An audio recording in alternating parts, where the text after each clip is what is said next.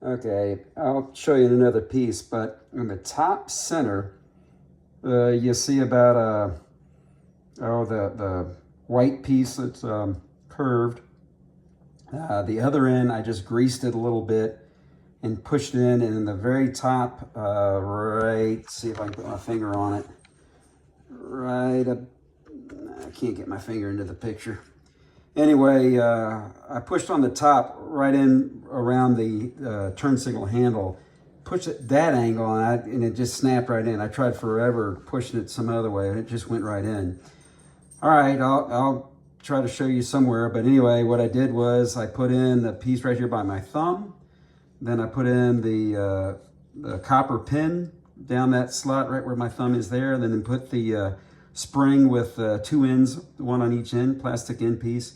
And then right here by this finger, I dropped the steel ball down in there. Make sure it's kind of centered up. And then the spring with plastic just on the top end. And now, so those are kind of sitting up a little bit, you can see. So when I put the cap on, it'll press that down, and I'll put the screws in and hold it in place, and then I'm going to check it for continuity. This is showing approximately where the components will be underneath. This is an MGB turn signal switch from a 1978. This little copper rolling pin is going to roll back and forth when you move the turn signal lever. And when it rolls in this direction, it connects these two.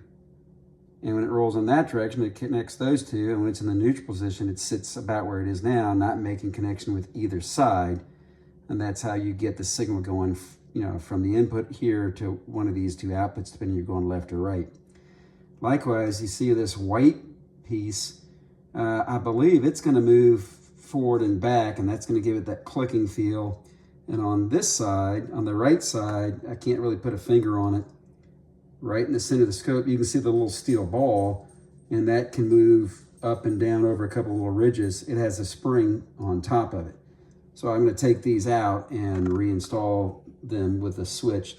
But each one of these components, this white plastic, the copper pin, and the steel ball, all have a little spring.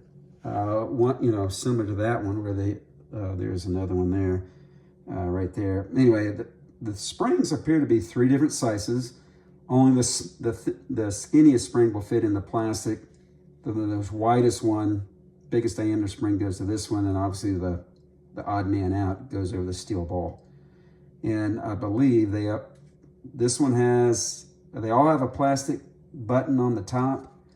And this one here goes over the roller pin, has a plastic button on the top and bottom. As far as I can tell, the plastic buttons are all the same size. Could be wrong on that.